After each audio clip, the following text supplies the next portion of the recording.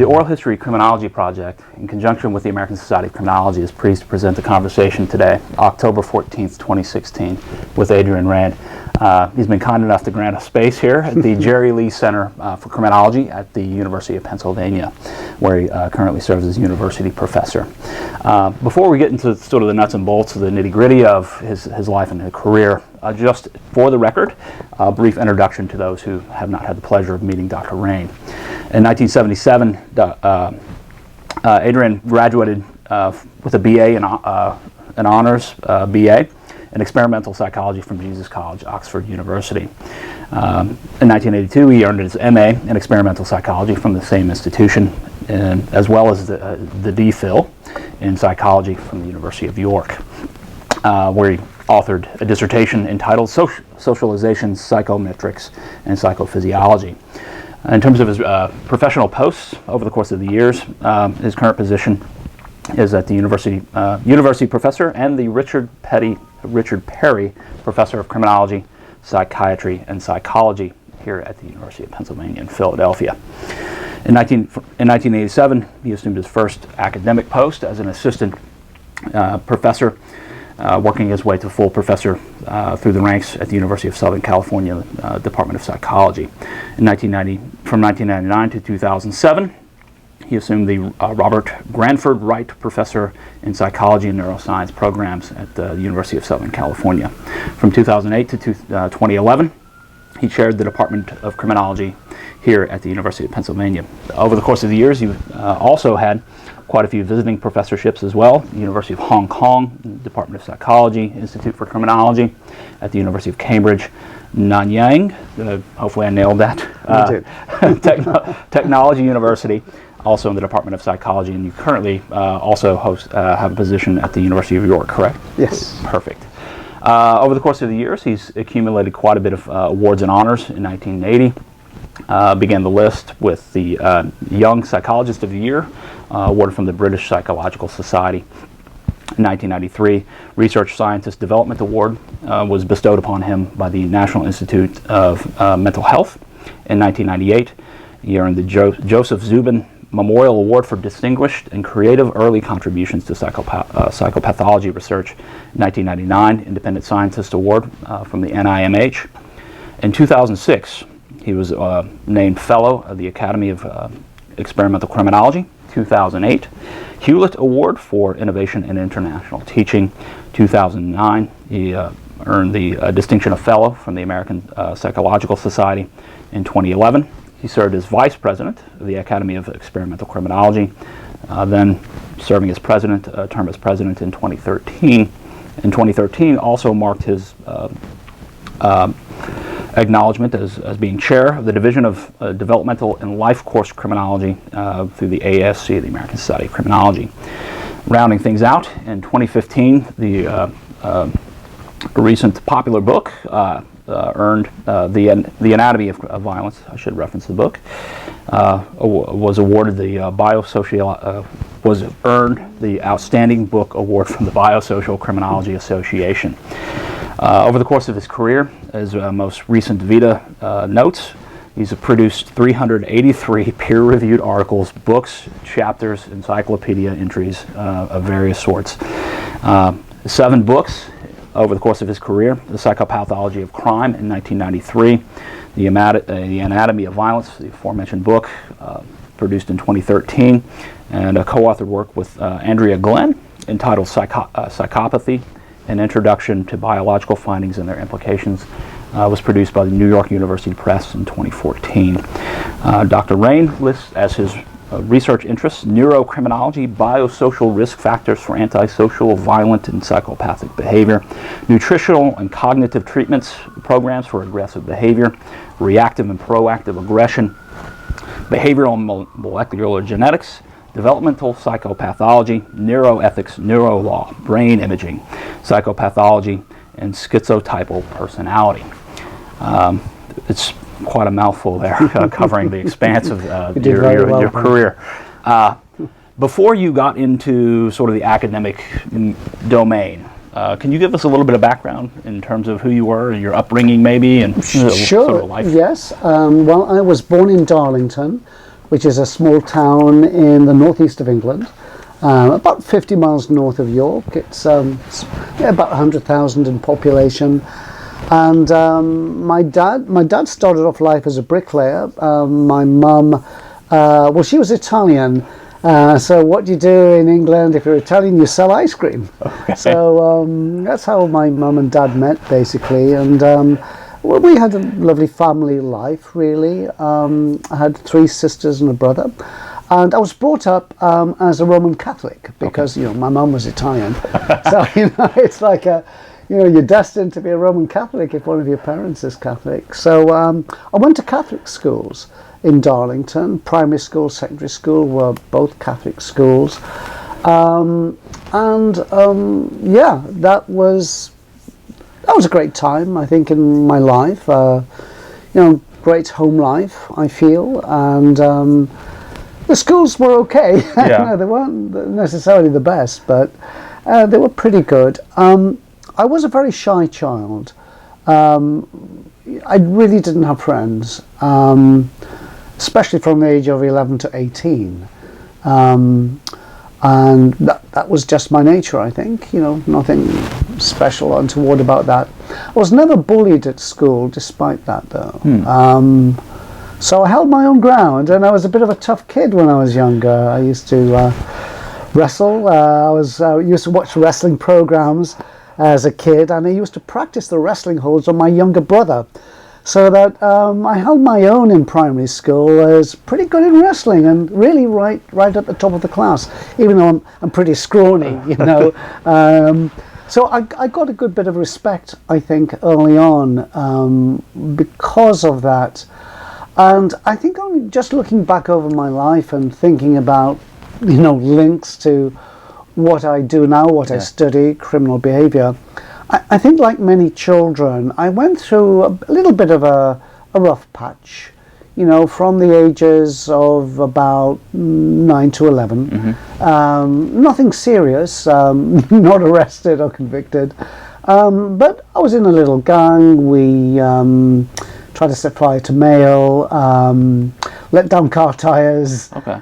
Got into fights here and there, but again, nothing serious. And I think a lot of kids tend to go through that phase. I think, as Terry Moffat would say, you go through it in the teenage years. Well, I was a little bit precocious. I mean, my phase was like 9 to 11. And nothing I'm proud of. I mean, you know, taking scissors to school to cut the skipping ropes of girls in the playground. I mean, that's not something to be proud of. But at the time, I really did. And it gave me a little bit, I think, of status amongst my peer group to be one of the crowd. So you know? What brings you into the academic domain then, in terms of why psychology or... Well, sort of one thing, just to backtrack, is that, you know, I think I never wanted to go into psychology. In fact, when I was a teenager, I never wanted to go to university. I didn't enjoy school. And when I was 15, I got this, you know, sort of belief or epiphany or delusion, you might say, that I ought to be an accountant. That, you know, I knew 2 things about myself. I was good at adding up numbers, and I was a very boring kid. No friends, very isolated. There's actually a movie coming out right now called The Accountant, which I'm fascinated in seeing. I think Ben Affleck is starring in that. And so I thought, that's it, I'm going to be an accountant. So actually I left school at 18, not going to university, and I became an airline accountant with British Airways. I was a trainee accountant for British Airways. But it really is boring. It really is boring, and I just realised I just had to leave and get out. So, but I had no idea what to do. I had no thoughts or good ideas about where I should move to. And I'll never forget, it was a Saturday morning. I was in Smith's bookstore in England, and I picked up this book, and it was called Sanity, Madness and the Family. It was written by an existential psychiatrist called R.D. Laing. And his view is that schizophrenia, this major mental illness, is caused by faulty communication between the parent and the child.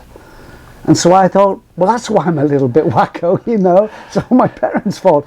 But it was riveting. It was full of case studies of kids, adolescents who became schizophrenic. I thought, that's it.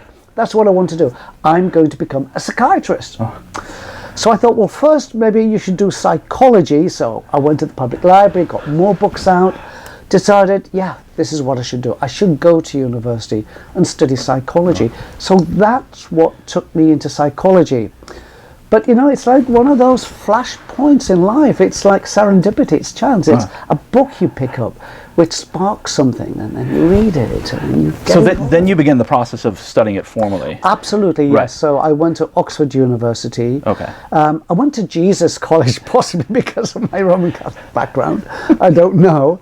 But I studied experimental psychology, which is really a branch of psychology that really emphasizes doing experiments to find out what makes people tick, basically. So I know enough about psychology in a little bit of a way, some remove, of course.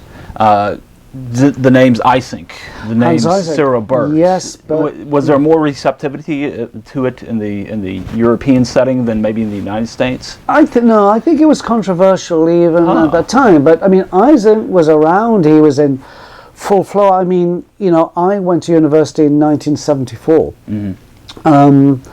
And he was controversial. He was certainly a controversial figure, protests against at some of his talks. But he was influential. I mean, this was a time when we were really beginning to, you know, get the sense of there's quite a bit of human behavior which has, in part, a genetic basis. And that's something that Hans Eysenck pushed. I think one thing I did find influential towards the end of my 3-year undergraduate degree is a book he wrote called Crime and Personality. And that was definitely influential, I think, in what I then went on to do, because after my 3 years as an undergraduate, I went and did a PhD. Although there again, you know, I was actually convinced that I was going to be a primary school teacher. During the university holidays, I was persuaded by another student to join a charitable trust, which was involved in taking kids on holiday camps. So, you know, we'd have like 10 days and there'd be like 8 people like me, you know, each with 9 or 10 kids. And we're with them every minute of the day. We get them up in the morning, we take them for breakfast, we take them out for walks, play games with them, bring them back to the colony for evening activities. We put them to bed, read them bedtime stories, sleeping in the same dorm. And I just found that those experiences absolutely, amazing. I look back at my whole life and I think those are really the most precious moments of my life, those experiences with those children and the group. It was horribly stressful. I was absolutely burnt out, but it was amazing. And I felt at that time that this is something I can do. I can work with children. So I again developed the conviction again that I should be a primary school teacher. Primary because I dealt with a number of different groups of kids, 8-year-olds up to 15-year-olds. And I just felt I worked best with the 8-year-olds. So I thought primary school, I should be a primary school teacher. So what then triggered the academic development in terms of scholarship and research? Okay, so I'm in my 3rd and last year of my undergraduate degree at Oxford. And I applied for teacher training because you have to do a teacher training course before you can teach. Got that locked in at Brighton. Never forget it. It was late February. I was sitting in the tea room of the psychology department, and this graduate student sat down with me over tea, and she said, "So what are you doing?" And I said, "Oh, well, in my 3rd year." She says, "So what are you doing after this?" I said, "I'm going to be a primary school teacher." And she says, "You shouldn't do that. You should be a professor." And I said to her, and I've never forgotten this, it's one of these flashbulb moments. I said, no way. I mean, I know my group. I'm not one of these high flyers. And it was really true. Do you know what I mean? That when you're a student, you really know the bright, smart people. Yeah. They're these butterflies floating up here with creative ideas, and this bumblebee at ground level bouncing around. You know, I knew myself. I wasn't a first-class honors student. I was a second-class honors student. I didn't have that intellectual buzz about me. But she said, well, yeah, you come on, you could get a PhD. So I said to her, look, even if I got a PhD, I wouldn't be able to get a job. And she said, sure you can. I'm from America. You could come to America. There's thousands of universities there. You're bound to be able to get a job. And I never saw her again. It was like a 10-minute conversation. She wasn't any professor. She was a graduate student in psychology. And I went back to my flat that night. And I said to myself, could I do it? Could I apply for a PhD and get accepted? And so I made late applications for a PhD, and I got accepted at York University and Southampton. And so I went to York University, and that's where I did my PhD. And it was, again, your life turns on a dime, on a conversation, a random moment, switching me out from being a primary school teacher to being where I am now. Did you select York based on someone there who had an attractive research agenda that you thought you could insert yourself into? Or was it just sort of, that's where you landed? What happened was, at that time, as I say, I lived in Darlington, and I went back home around that time. And it was at that time that my mum told me that my dad was dying of cancer. And this was quite a shock to me. And I was telling her about York and Southampton.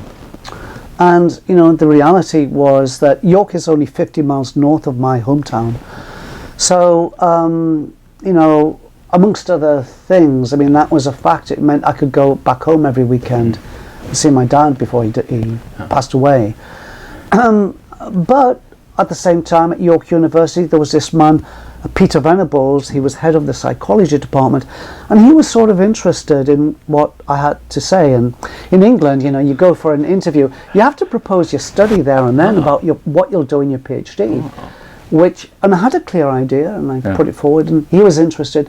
So all round, that's how I got over to York University, a little bit due to family circumstances, but another thing by an attraction to Peter Venables and his work. He was a schizophrenia researcher. The bizarre thing is, he'd never done any work on antisocial behaviour at all, but he was intrigued by it. And he was intrigued by my proposition that there could be a biological basis to antisocial behaviour, even in school kids. So I was still hooked into, I want to work with kids. So I wanted to work with school kids.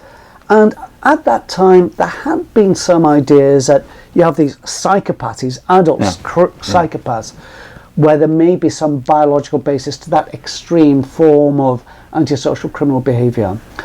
But that thought hadn't been put down to the level of plain old antisocial behaviour in teenagers.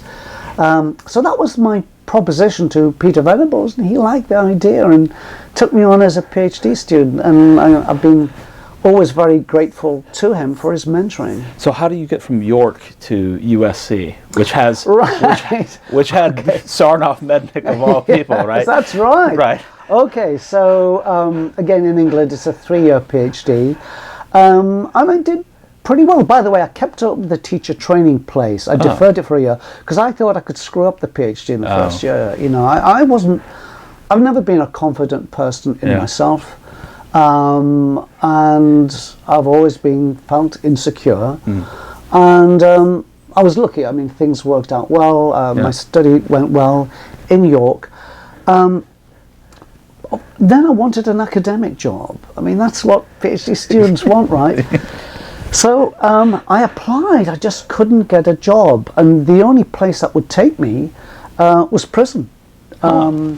So that's the only job I could get. I couldn't get any academic job, but I could get a job as a prison psychologist working with rapists, murderers, psychopaths, paedophiles, the run-of-the-mill offenders. A little bit different than the second, third grade. Yeah, different to being a primary school teacher as well. So yeah, I landed up at Hull Prison, a top security prison, dealing with lifers and, you know, all of these characters and, you know, trying to help them. I mean, I was there as a psychologist. By the way, I was totally untrained. I had no clinical training whatsoever. Wow. But in 1980, people didn't really care, you know, about who gets let loose on prisoners to practice some cognitive behavior therapy, you know. So I was there for 4 years. I have to say, that was stressful. It was a stressful time. There were some close shaves in prison, and I always wanted to get out. And over the 4 years, I applied for 67 academic jobs and got 67 straight rejections.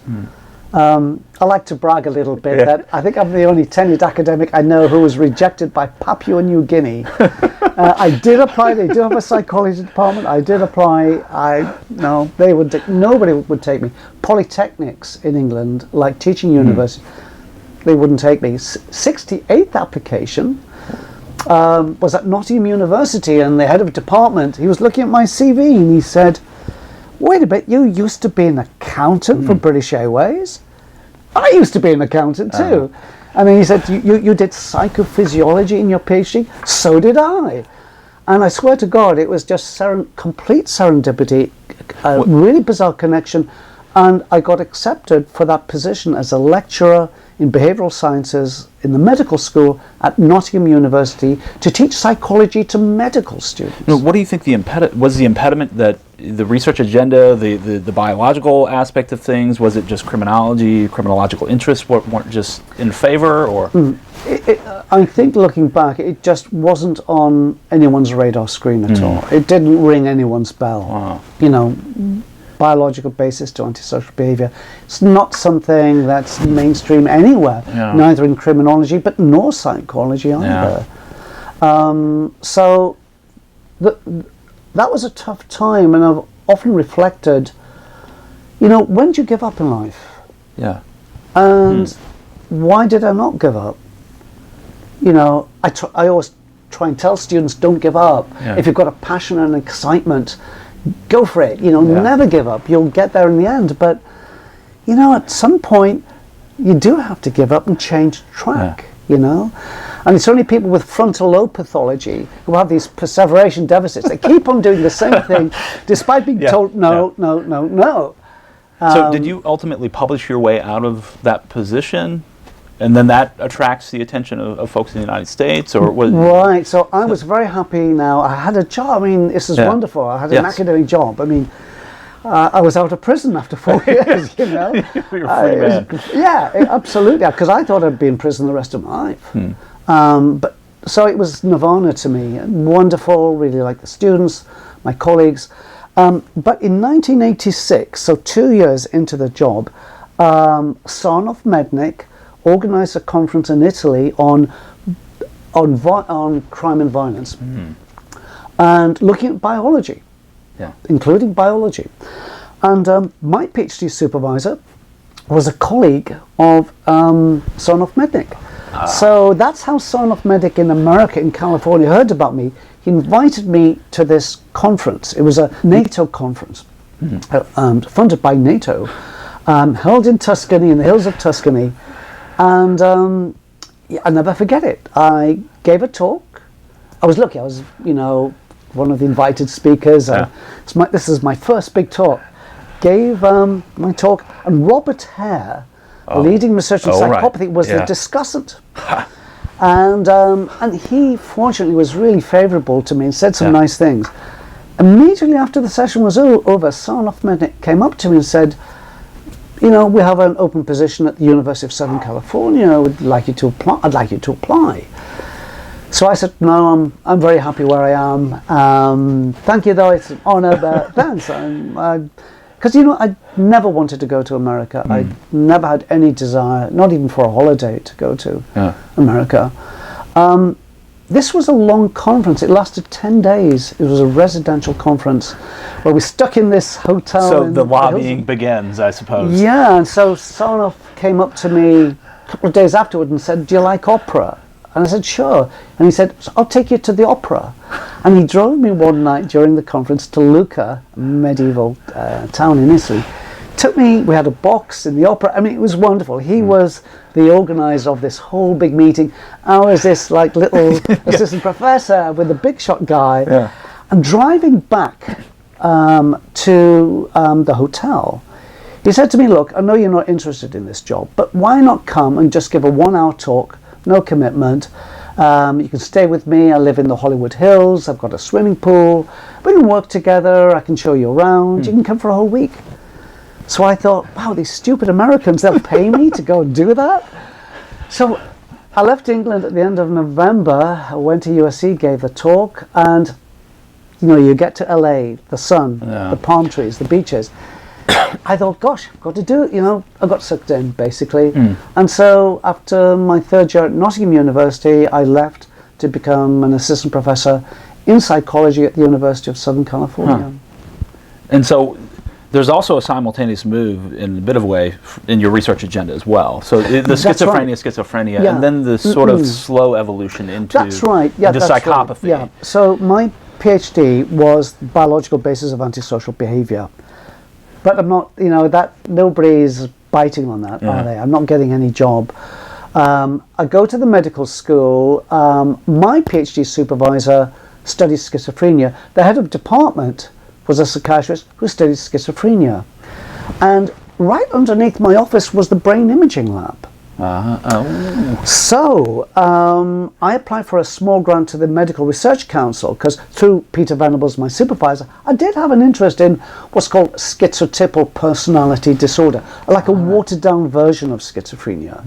And I got this small grant from the Medical Research Council, started off brain imaging on schizophrenia there. So I was now getting into schizophrenia research.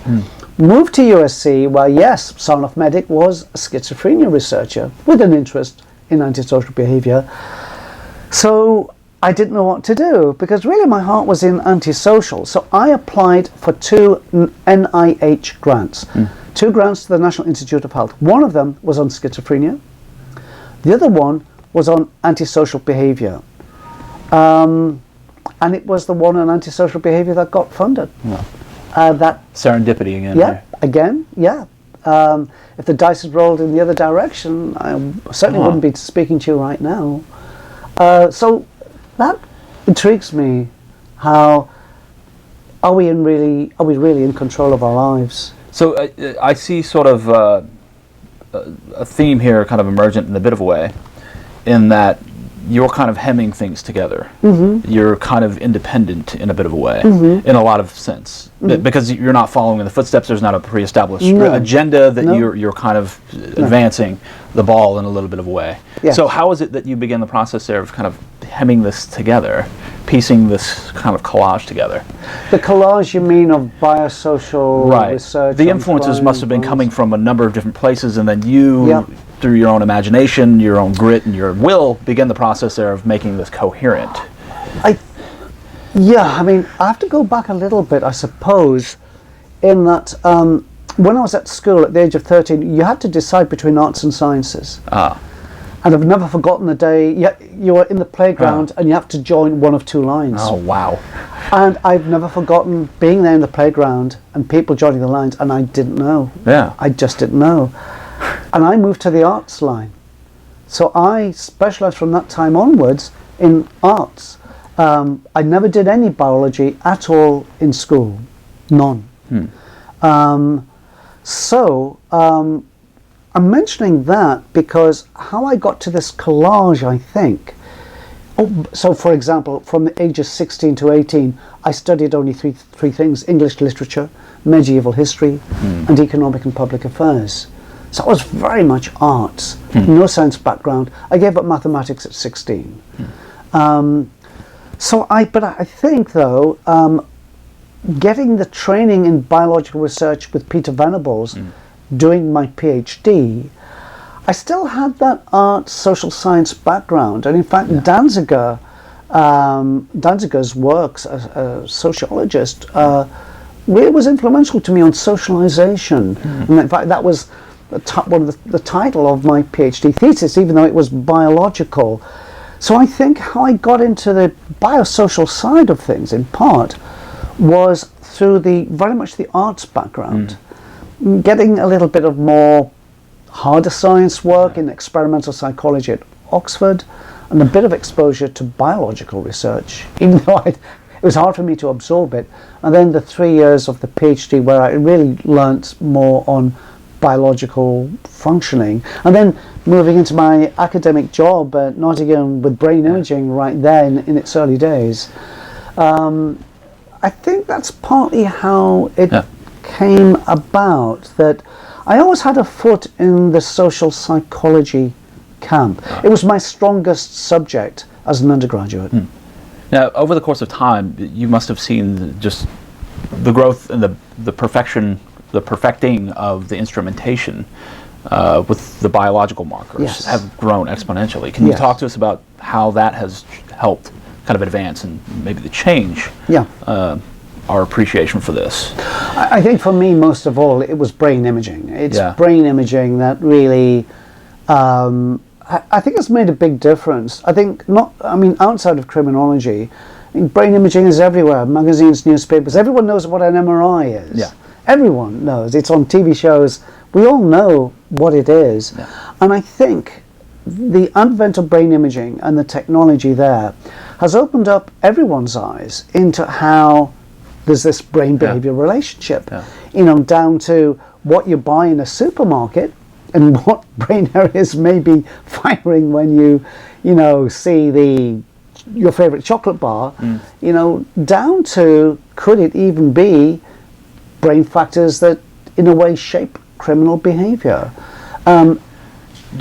Would you credit that as being sort of the thing that gives it entree into the field now, that it gives it repute in a way in which Lombroso's kind of thinking may not have Actually, going back before brain imaging, behavioral genetic research, I think, really began to mount from study to study, all showing almost that about 50% of the variation amongst us in antisocial behavior can be chalked up to genetic factors. All right. And I think a point came, and I think the tipping point was 1984 when Sanford Mednick published a paper in Science, an adoption study, showing that the adopted away offspring of criminal offenders are more likely themselves to become criminals compared to adopted away offspring of parents who were not criminal.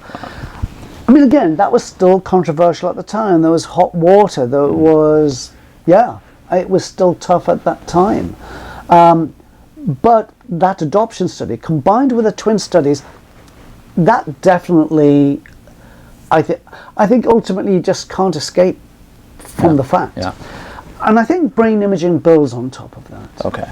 And it's a little bit more dramatic because you get colour pictures. Right. You don't get colour pictures with behaviour genetic research. And it sounds cartoonish, I know, but we're all visual as well as verbal. And every picture tells a story.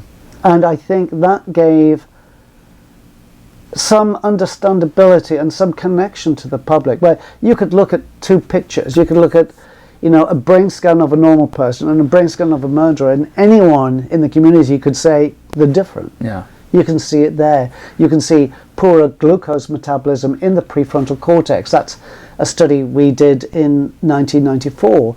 And that made a difference to my life and career because at that time there was a potential donor at the University of Southern California who I believe was on an aeroplane flight that day.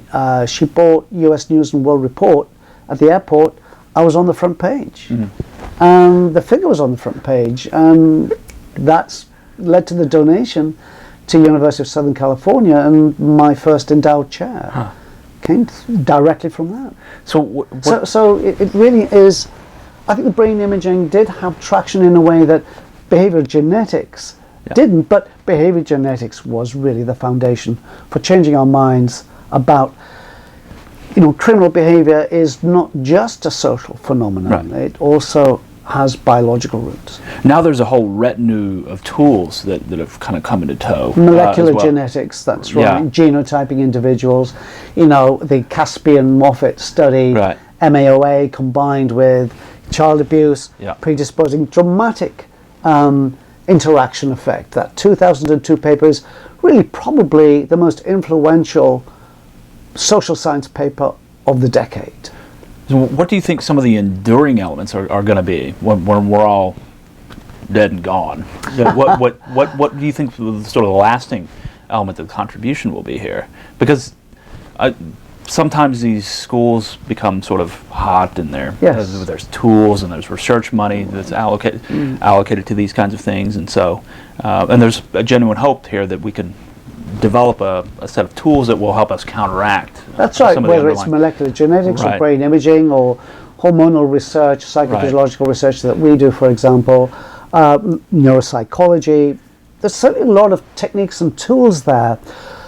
In terms of how the future will go, if that's really the question, I'm not entirely sure. Yeah. In that, back in the early 1990s, and I think it was 1991, the head of the National Institute of Health was unveiling the Violence Initiative.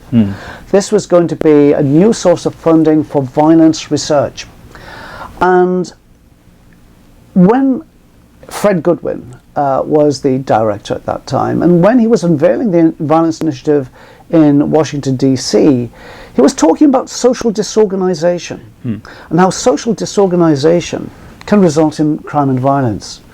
So he made the comment, and I'm trying to quote him here, I think I've got the quotation right. I think he said, it's not just the careless use of the word when we refer to certain areas of certain cities as jungles. This led to allegations that this was going to be a racist program where people will go into inner cities to drug up rebellious kids. I remember going to a conference, for example, on the genetics of crime and violence, and it was broken up by protesters. So the 1990s were difficult times, and I think funding agencies got scorched by this. And right now the National Institute of Health does not fund violence research. They'll say, well, that's the remit of crime and violence. That's the remit of the National Institute of Justice. Well, NIJ have much smaller budgets, really. And while they do a lot of great forensic work, let's put it this way, I've never submitted a grant to NIJ. I just don't think it has traction there, frankly. And other researchers say the same thing, both at NIJ, National Institute of Health. So there's still this shadow over biological research on crime. Will it be able to overcome that at some point? I mean, I wonder what the tipping point for that will be in terms of the emerging. Is it the linking with it's now going under the rubric of biosocial as opposed to purely biological, and I think there have been enormous concessions from quite a few. Well, I think you mentioned a tipping point. I think there's something like that, or something similar to that, occurring round about now, in my mind. Let's put it this way, back in the 1990s, as a psychologist, I would go to ASC and give a talk, but the questions would always be about eugenics and things like that. And I went for 3 or 4 years, but I got really tired of that. And I just stopped going. And it was really when Larry Sherman brought me to the University of Pennsylvania from USC that I really got going back to ASC. And I must say, I mean, times have changed.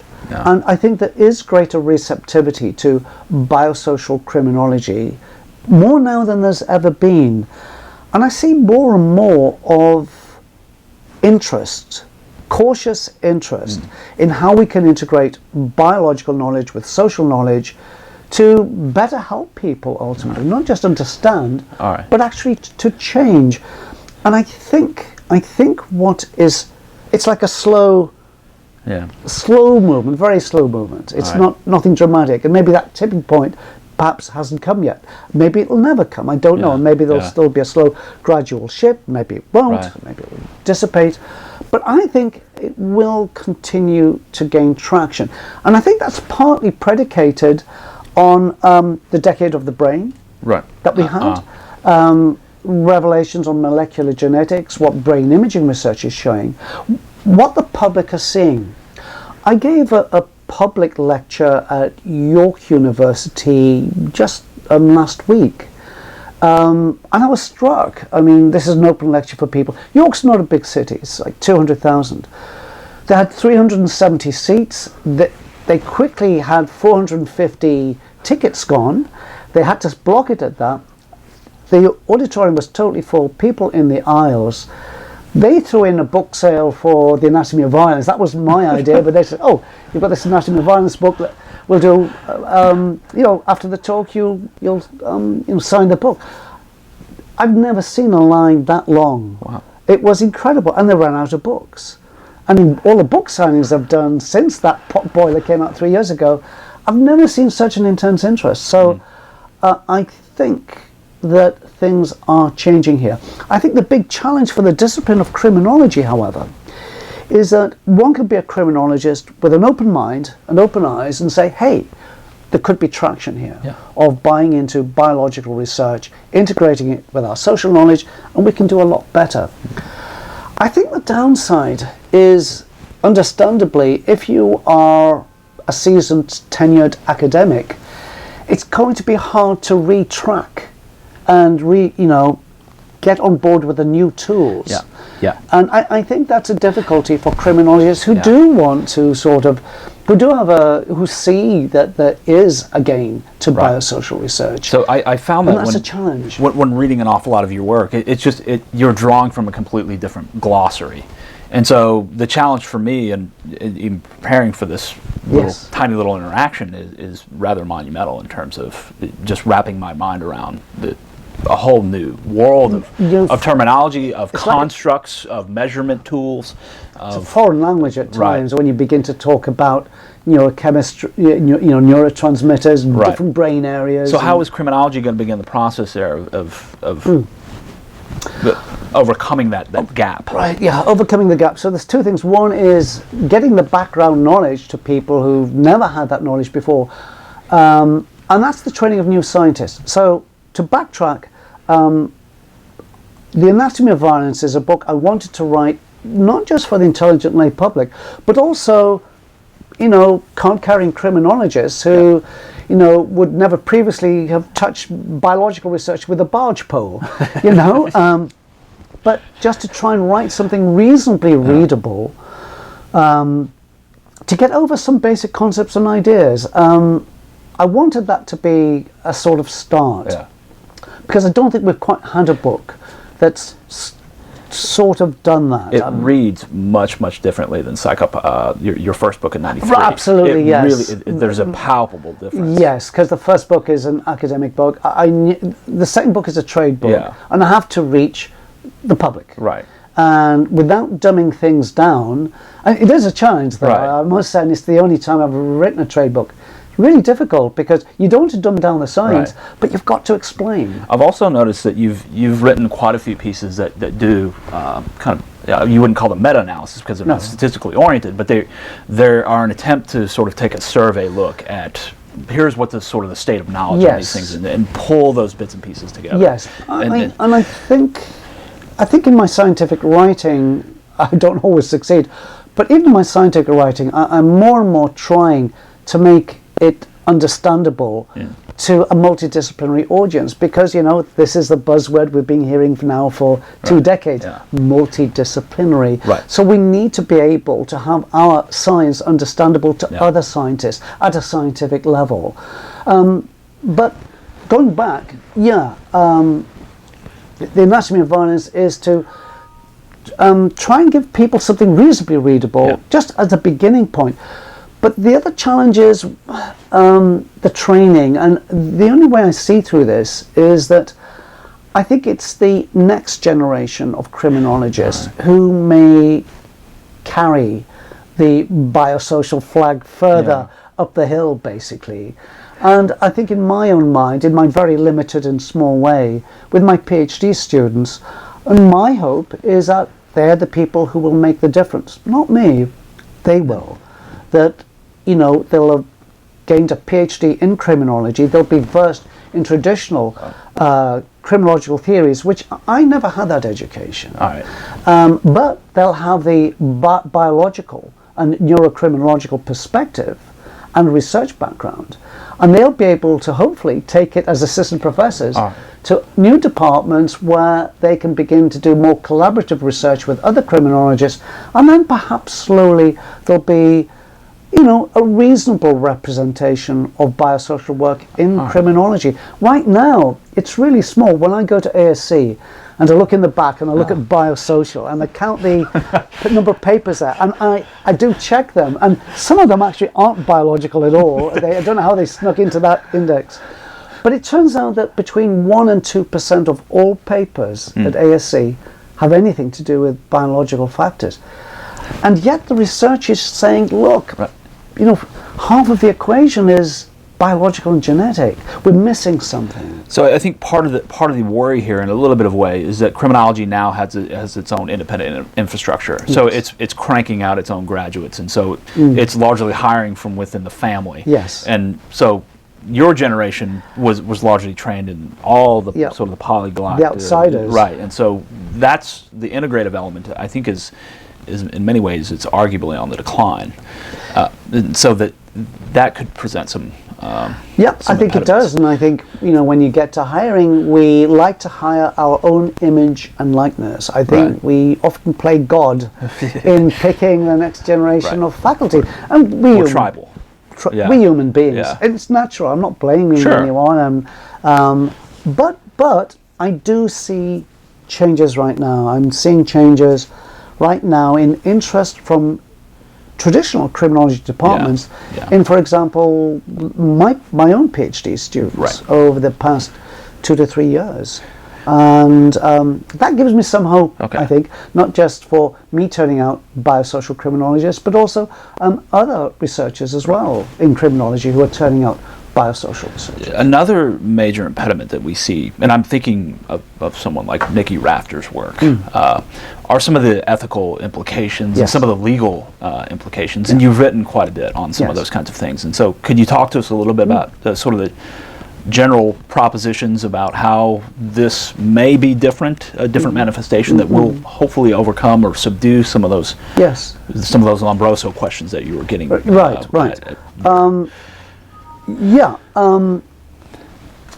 I mean, you know, I think at some level there are still similarities. I mean, because fundamentally Lombroso was arguing there is in part a brain basis to crime. That proposition is still here with us now.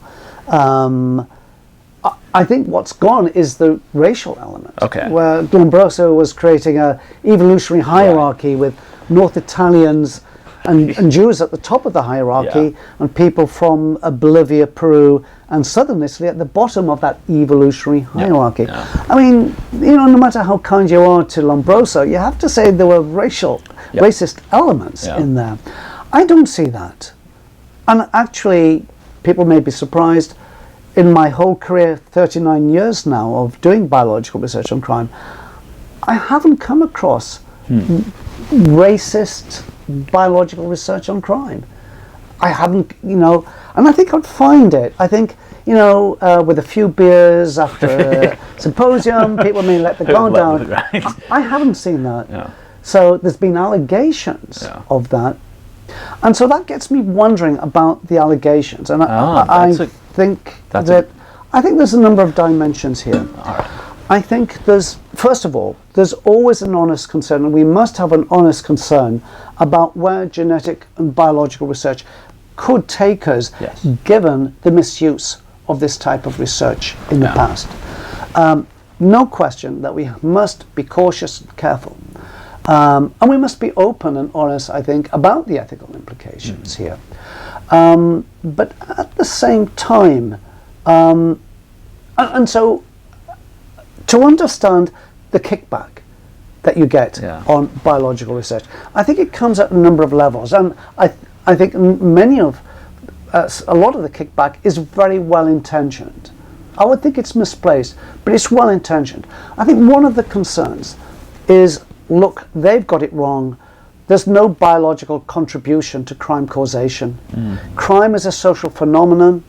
It's got social causation, and that resides in poverty, discrimination, bad neighborhoods, and many other factors too, many other social factors. And I think the concern of earnest social criminologists is that begin to acknowledge the biological and genetic underpinnings, the spotlight will be taken away from these important social concerns, and too much attention will be given to the biological research on crime and violence, and that will be a loss to society. I think that's one form of thinking which I can understand and is earnest and honest, I think. But I think it's not correct. And I think there are ways of integrating biological and social research to really do a much better job than what we've been doing now.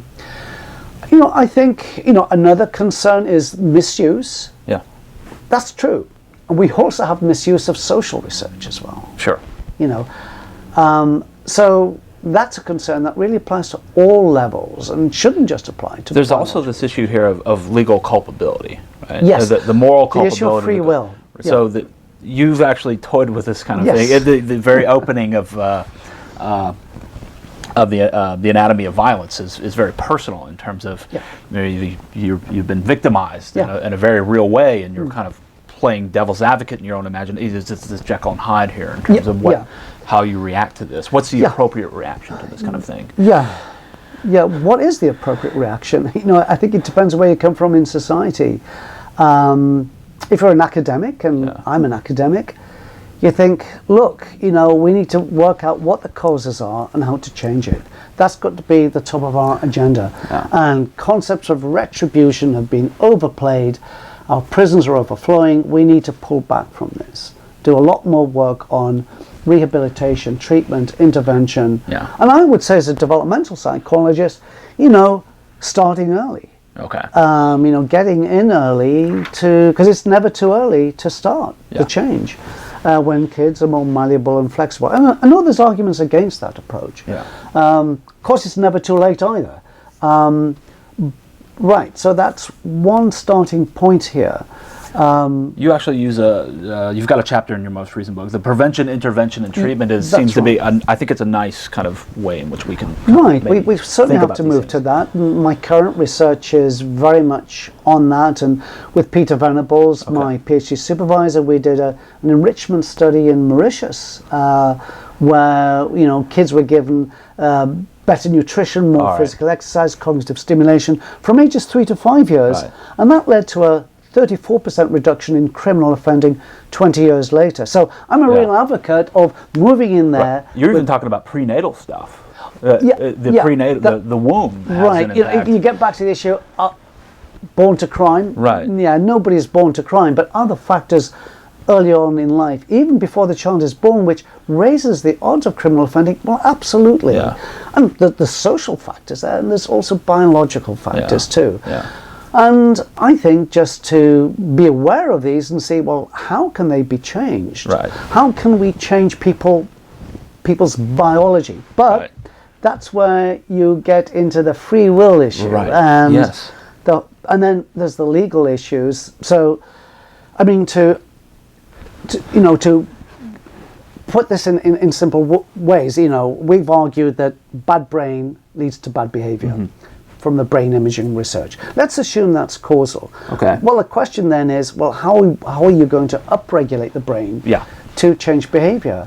And the other issue is, if the seeds of crime are sown really early on in life, even before the child is born, through genetics and, mothers who smoke and drink during pregnancy, for example, are people really responsible for their crimes? Now that's uncomfortable to people. At the same time, biological risk factors, in my mind, are no different to social risk factors. Okay.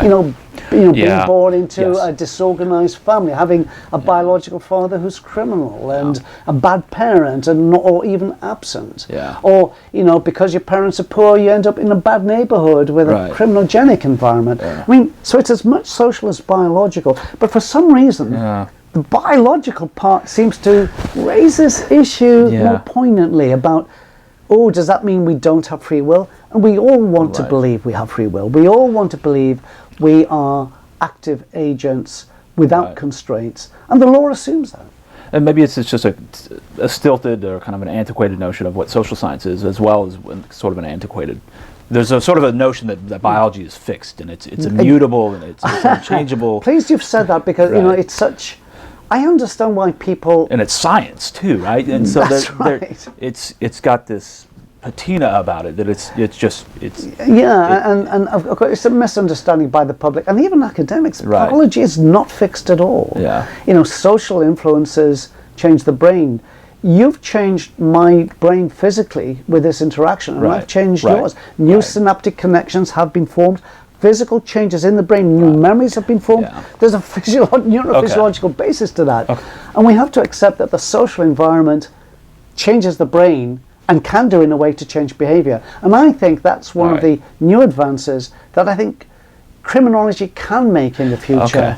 So one thing I've always thought, I think, going back to the concerns of traditional criminologists, I think the concern has been, if we recognize biological research, then we're going to lose control. Right.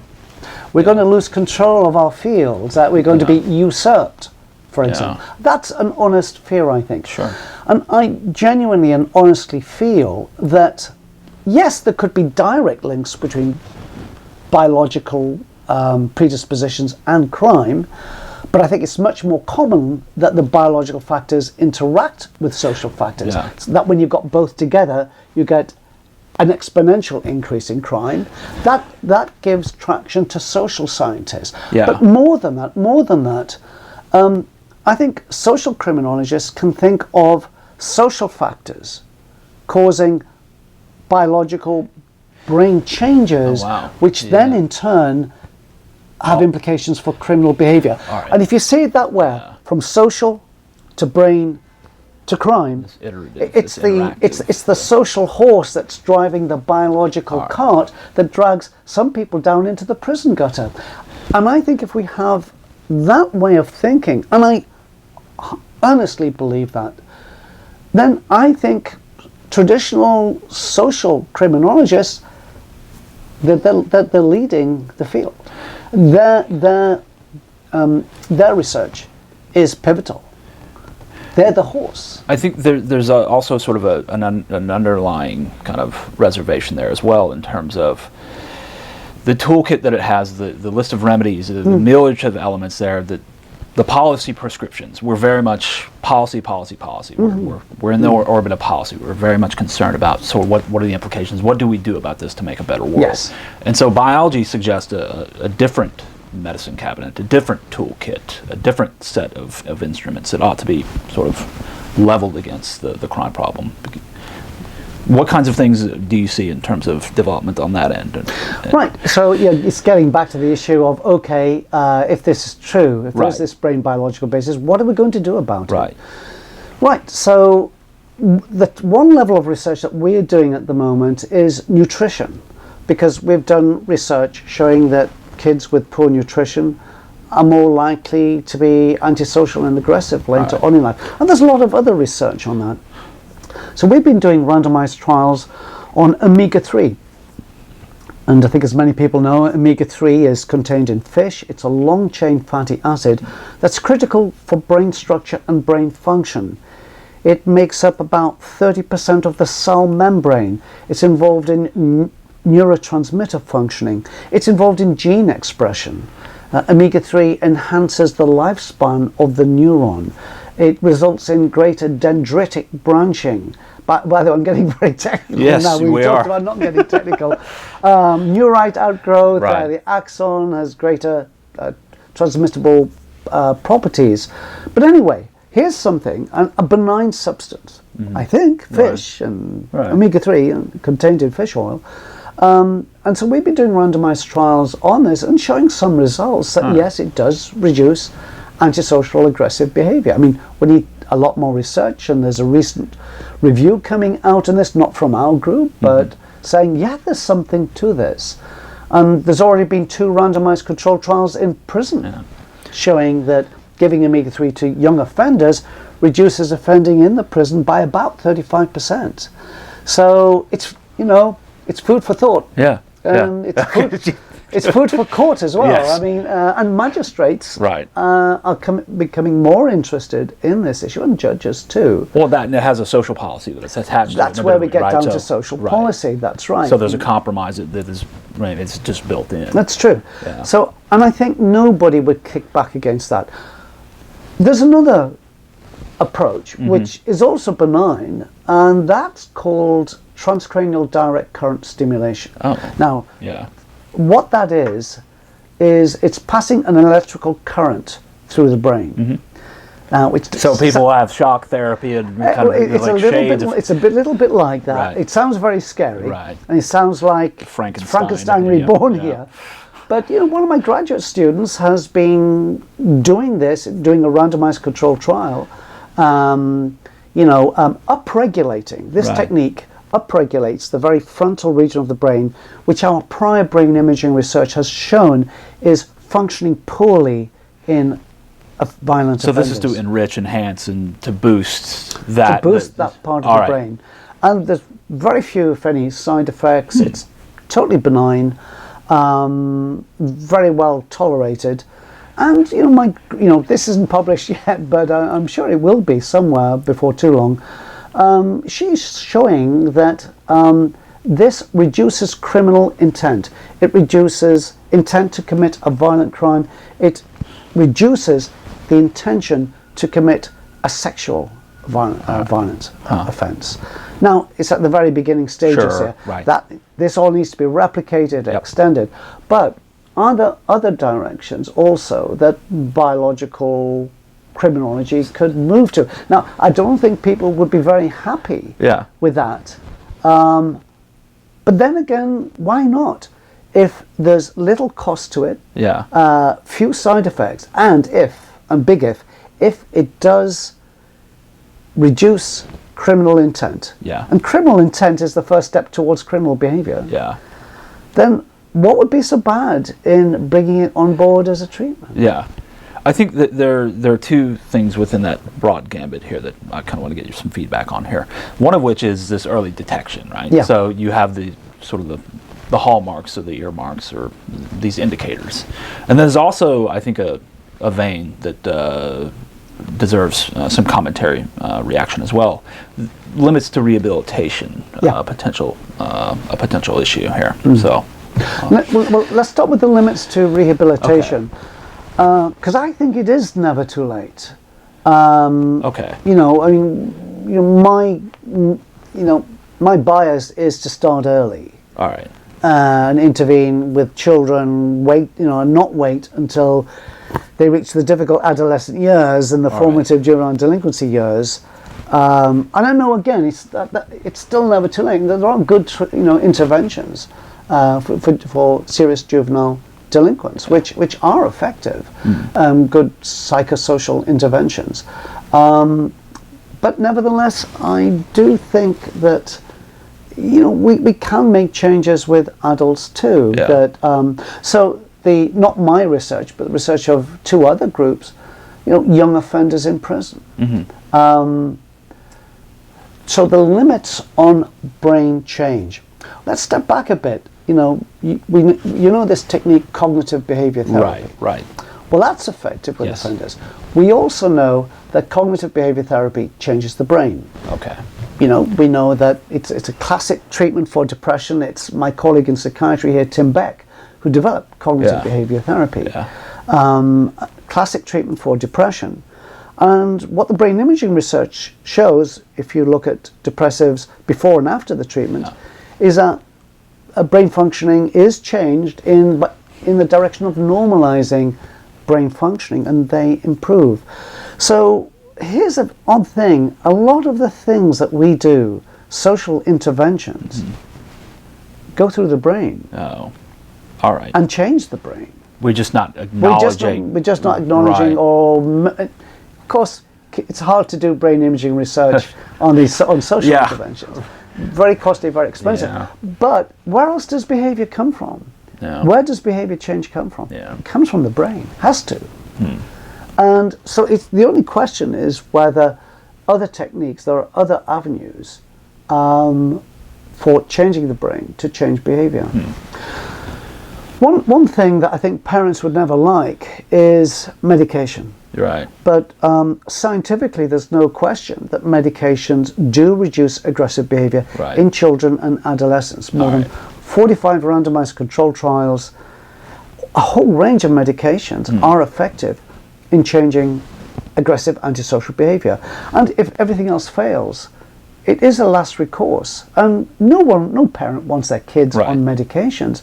But whether you go from atypical antipsychotics to stimulants to antidepressives, they work. In fact, atypical antipsychotics, medications developed to treat psychosis, are the most effective medication for reducing aggressive and antisocial behavior in kids and adolescents, even if they're not psychotic, even if they're not crazy, if they're just plain conduct disorder, antisocial. It helps. And what I wonder in this is that, having violence around us is big business. I mean, we have courts, we have police. Reducing violence doesn't pay quite so well. And if you take drug companies, no drug company has ever tried to develop a medication to reduce aggression. Now, given that by chance some of the medications that they have developed do reduce aggressive and antisocial behavior, if there were, if there's some impetus for a drug company to try and develop a medication for reducing aggression, maybe in the future, and it's not going to be soon, but in the future, I mean, it won't be a silver bullet that's going to shoot down the crime figures, but I see that as a potential in the future. Now, I think a lot of people don't want that, and again, for lots of reasons. Are we turning people into zombies? Are we taking away their freedom of will? There's side effects involved. Yeah. The children do they have autonomy? Yep. Yeah. And what we have to do is, as ever, weigh risks with the benefits. And there's no way you'd ever go through with that if the risks outweigh the benefits. It has to be a careful balancing act. But let's turn to something else. Mindfulness training.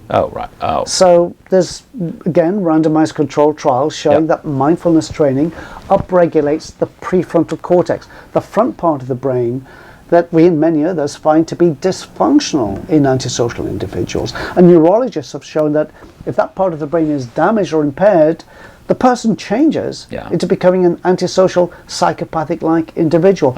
Mindfulness training upregulates frontal lobe functioning. It also upregulates a part of the brain called the amygdala. It's deep in the brain, and it's the center of emotion.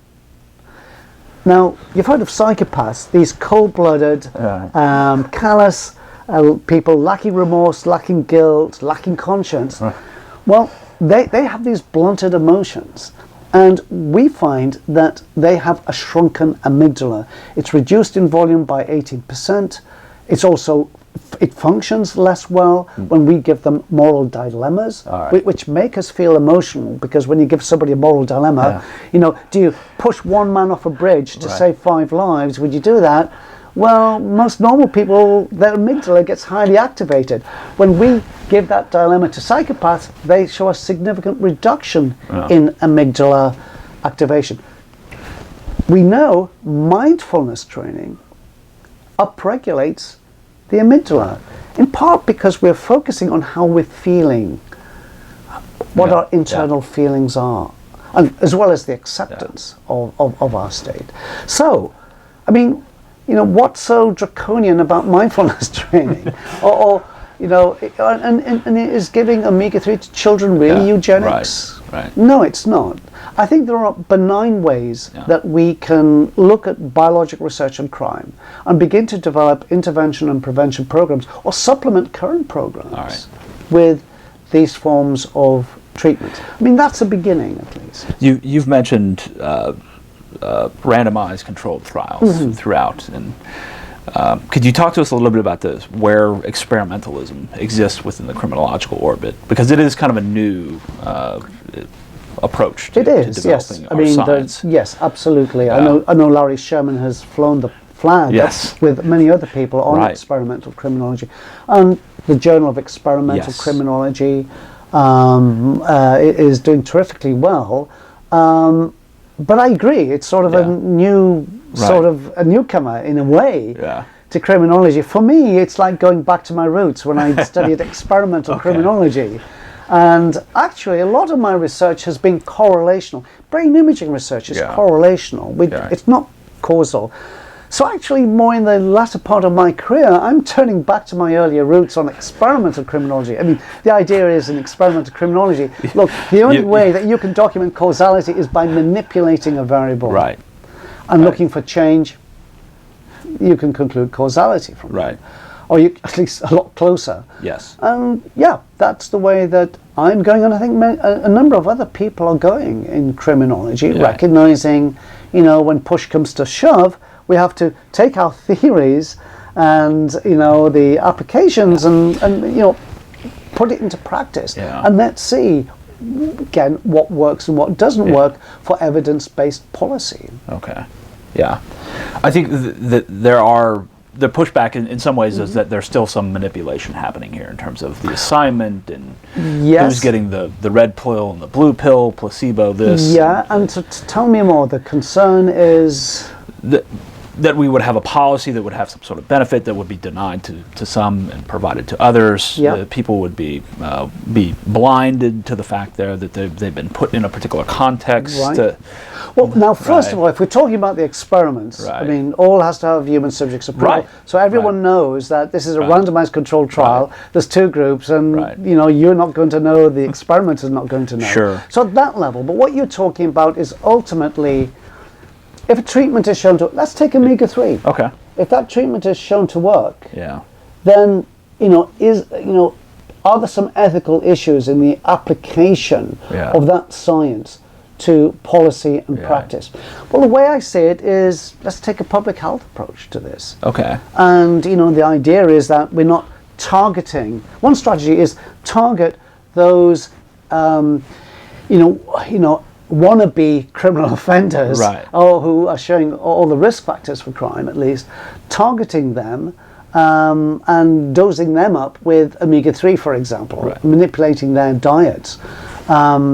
That's one approach, and the concern of that is stigmatization. Okay. So the other approach is the public health approach, where we just raise everyone's consciousness increasingly, not just that omega-3 is good for cardiovascular functioning, it's also good for stopping crime. Okay. I think some change could come about. Let's think in school cafeterias, for example. Okay. Mind you, changing people's dietary habits, we know, is very hard. Yeah. But we're talking in, sort of theoretically about Right. what the issues Yes. are. To answer your question, we could get away with the concerns by the public health approach. All right. The problem there is that we're spreading the butter very thinly to everyone, including the people who don't need the help. The alternative is, do we screen everyone for who's got low omega-3 in their Yeah. blood, and then do something to try and make sure that they eat more fish, Yeah. Yeah. for example? Yeah. Trade-offs involved everywhere. That's certainly Yeah, true. yeah. In a way, thinking about it, with social interventions, we go to the places and locations where the social problem is, or where the social cause is, and try and do something about it. Let's take bad neighborhoods. We want to try and, gentrify the neighborhoods, Yeah. or we Yeah. want to do that. Maybe a parallel to that is going to the people with, for example, poor frontal lobe functioning, Oh. and seeing what we can do through benign techniques to get them to upregulate their dysfunctional prefrontal cortex. But that's more of a concern, isn't it? It's not a concern to change neighborhoods, but it is a concern to... So maybe there's a dual standard. Is maybe there's just, or misconceptions that kind of... Or maybe there's just something entirely different about biological research that makes us all feel differently about it. Okay. In some way, it's like medicine, isn't it? Yeah. And we begin to think of, oh, does that mean it's a pathology? Right. Okay. And you know, this kickback against considering recidivistic crime as a clinical disorder. Oh. But I wrote a whole book on that back in 1993. I do believe recidivistic crime is a clinical disorder, no different to anxiety or depression. Okay. You've got risk factors. You've got social debilitation. You've got harm and suffering. Yeah. So thinking about all the different things, of the nearly 400 articles, books, etc., what would you look back on as a contribution that you think you really nailed it, or that's the thing that you would appreciate people at a toast to you at 50 years out? What would that be? Well, I suppose there's a number of ways of answering that. You know, it's what I like about my research and what other people like, and they're actually different. Right. I think the paper that sticks out most in my mind is the very first paper I wrote in 1981. Oh, wow. Which is on a biosocial approach to antisocial behavior. It's an empirical study. Yeah. It's on fear conditioning and social class, bringing a traditional social measure, social class, showing there's an interaction between social class and biological fear conditionability in predisposing school kids to be antisocial. That was my very first paper. So I'd like people, you know, when I say, oh, look, come on, biosocial, that's the way. I think some people think that that's a wolf in sheep's clothing. Yeah. I think some people think, oh, you've got these sneaky eugenicists who are trying to, you know, it's a Trojan, you know, sell their evil eugenics biological research into this neat biosocial package. And I don't really believe it, but I like people to look at that first paper. It's probably one of the worst papers I've written. But I collected the data. I was so buzzed about it at the time. And I think for me, back in 1981, to think about a biosocial interaction, and not just talk about it, but have data and documented it. Yeah. I'm proud of having done that.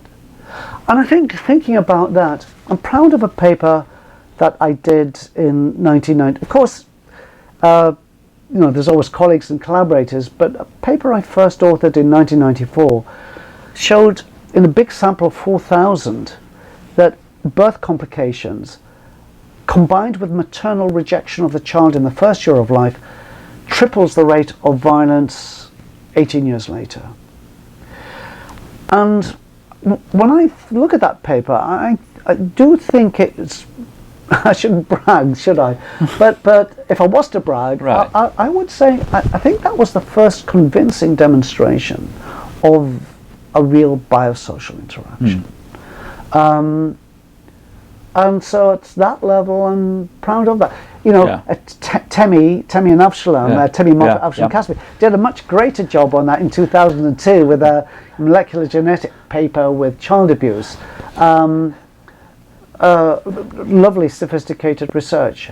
But I like to think at the beginning that even in my first paper, I got my mind around the fact that, look, it's not just biological, it's not just social, it's both of them together. So would you say that was the birth of an enduring agenda? Everything seems to fit within this that framework into that you've biosocial model? Yes and no, because I didn't really feel I got any traction from that. Right. It didn't really do anything to criminologists. You know, again, didn't ring their bell. Right. You know, so I think stayed a little bit more in just looking at straight biology in relation to antisocial behavior. All right. And that got me into brain imaging, which is really straight brain to behavior. Having said that, I think the brain imaging work I did in again 1994, the same year, with my colleague Monty Buxbaum, showing that murderers 41 murderers compared to 41 controls have a reduction in frontal functioning. I'm proud of that too, because that was a bit of I think, a breakthrough in brain. It was really the first, paper on functional imaging and, homicide, murder, and I think that made a change. I think that also caught people's attention, and really made a difference. And I think made some people sit up. Not everyone, of course, but no. When you first started out here, were you aware that you were taking sort of an enormous risk in the agenda that you had envisioned? You mean when I started my PhD? When you started your PhD and you had this idea of genetic, some sort of biological influence? Not at all. Yeah. No, it was just an intellectual interest. Right. Actually, when I'd met that graduate student and in that 10-minute conversation, I went back to my flat. Well, the first thing I had to do is think, well, what do I do a PhD in? And so I look back, in Oxford you write essays. You write 2 essays a week and present them to your tutor one-to-one, and he rips it to shreds. Yeah. And so I look back at all the essays I'd ever written, and actually looked to see what were the best ones. One was on autism. So I actually asked around about doing autism research and doing EEG work on autistic kids, and the autism researcher said, no, it's way too difficult. I mean, autistic kids are so hard to deal with. The other essay was on social ethology. It's like behavioral observation of children in playgrounds, very much social developmental psychology, observational, cultural anthropology, absolutely, and that kind of stuff. Yeah, that was me. I wrote a really great essay on that, and so I explored that, and at Sheffield University, and I could have gone and done that, but the third essay was on the biological basis of psychopaths. So that's really how that gave me the intellectual spark and the idea of, hey, could we apply that to just plain old antisocial school kids, the run-of-the-mill school kids? But at that time, no, you don't. At least, maybe I was a clueless graduate student, but I don't think graduate students quite think that way. Or at least I didn't. No, no. Now, looking back on your career as it's kind of unfolded here, any second thoughts about things that you wish you had done, or trajectories that you think that would have been worthwhile? Or we're thinking here with the mindset towards the next generation watching this, in terms of trying to figure out, what do I need to do to be successful? The first thing that comes to my mind maybe doesn't answer your question, but when I look back at my career, and if you're asking, would you have done something differently? I think I've thought a lot about, I sort of wish I'd been a primary school teacher. I feel that I possibly could have made a bigger difference to people's lives than I've done really as an ivory tower academic. And there's a bit of a regret to me looking back at my life that I never did that. I think the reward structure seemed to be different. Yes, it is different. But if you can make a change for the good in the life of a young child, I mean, it's magical. Sitting up here writing books and publishing articles and hoping to be cited is a different kind of, it's a more abstract kind of. So I think that's one thing. If I switch back into, okay, so if you stayed in your academic career, what would you have done? I mean, I'd like to go back and start again. Epigenetics is so exciting to me. You know, how the environment changes gene expression. Wow. If I could go back and start right now, today, I'd jump really straight into that. I think that's so exciting. And I think there's so much promise there, not just within the field of criminology, but everywhere for all of, a lot of human behavior. That's really exciting to me. I sort of wish I could do that. What's made you a successful academic? Are there a set of intangibles, or is there a genuine skill set? Is it?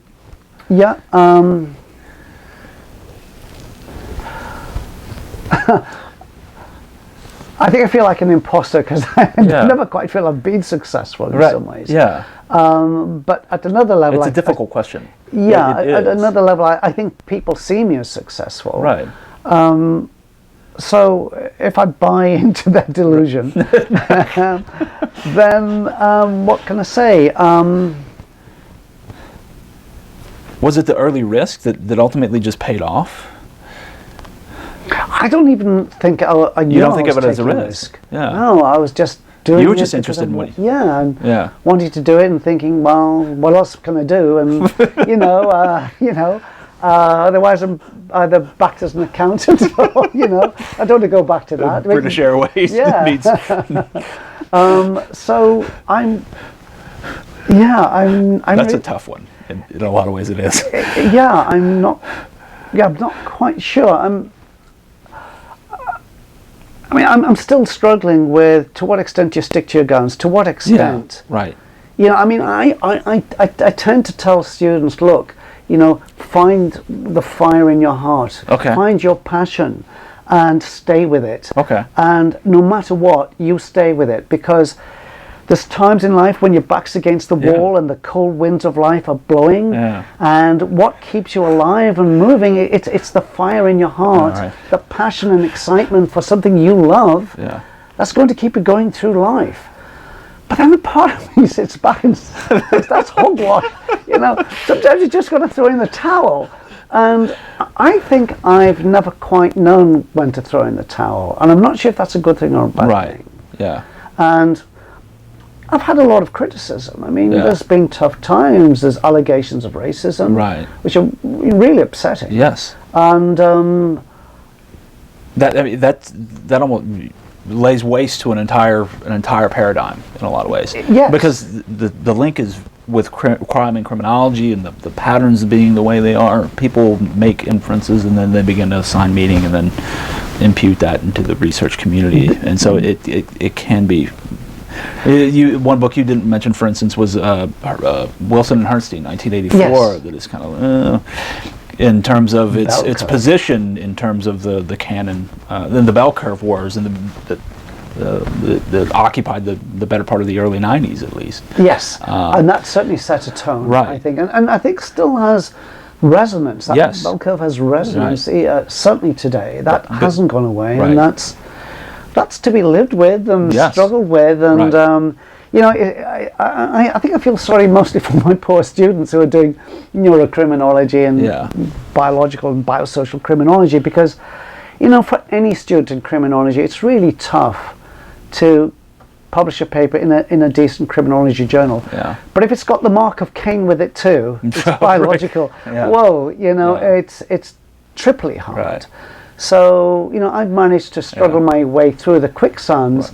I'm just hoping that my graduate students, that there'll be firmer footing going ahead. It's interesting. I just reread in the preparation here the introduction to Anatomy of Violence, and you talk about the interest of Celine and Lombroso. The interest Wolfgang writes a master's thesis on Lombroso and his paradigm, and then just sort of the continuation. And I'm living in their house, right? And so it's a nice, seamless kind of connection. In a lot of ways. It's funny how things come around, but I think these world-leading, world-famous criminologists, I think the gift they had is an openness. Okay. Not a total acceptance, but an openness and an open perspective. Okay. I would love future generations of scientists. If you're asking me what advice could I give to young beginning scientists, it's to recognize that the possibility exists that you can be mistaken in your funnel view, that there's, you may not agree with some sides, but keep your mind open to understand the issues. And not be bigoted in terms of, or have an utter conviction that you're totally right. I think we always have to have the humility that we can be wrong. I mean, I could be wrong in my whole career of these past 39 years of putting my eggs into this basket, and what will it come to? I mean, if it doesn't benefit society in the long run, it's a waste of time. And I should have gone back and studied something else in psychology maybe child development, you know. Is there anything that you think criminology needs to be paying more attention to in terms of the things that are beyond its sort of immediate purview? You think it ought to begin the process of incorporating? Well, I think we've mentioned experimental criminology. Okay. Right. And hopefully Yes. that's a movement that will continue. I think it is so important. Yes. We do have to rigorously test our theories, and by manipulating variables, it's really the best way to document causality. Okay. Ultimately, we have to get to that. Yeah. I think that's one area. I think the other thing that we've touched on to emphasize is, you know, to keep our minds open to how the social environment can affect brain functioning, gene expression. Okay. I think in the future, in the next, you know, 10, 20, 30 years, I mean, I think these are intriguing areas to be pursued and important. And again, it's not that everyone should be dropping their tools and moving. No, we can't do that. Right. And we must have stability within criminology, and we must build slowly and carefully, no question. Yeah. I think replication and extension, I mean, that issue has come up in the past year, whether psychological research really replicates. I suspect criminology does a better job in replication. Yeah. But, you know... will that come through the developmental... will that the developmental camp be sort of the entree for that? I think so, but I think it's open to all of us, really, to replicate and extend. I mean, we publish our first paper, but to keep on going. I mean, for me, for example, so I started doing one omega-3 study, but I'm doing several now. Okay. And no matter what, want to publish those findings, even if there's nothing there. Yeah. I want that to get out, really. Okay. And so I think I'd like to see that a lot more in criminology. Yeah.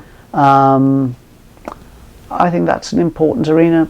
Okay. I think most of all, I'd like to see a more genuine and open integration of biological with social research, because I do feel there's enormous promise in that, and that everyone can be a winner in that venture. Okay. I think we've sort of reached the end here, and I typically like to end with a sort of a general question of, did we miss anything, or anything beyond the formal items here that you think merit inclusion on the record here? There's probably 1,000 things. Right. I every time I turn these things off, I begin the process of, I should have asked this. I think if you keep asking me questions, I think it'll lead me on to more things that I could talk about. I mean, nothing obvious, really. Okay. Nothing well, obvious. I think at this point, we'd like to thank you for your time here. Thank you. I mean, I've really enjoyed enjoyed the interview. You know, the last part had me sort of like the passion and to take this by the horns. So.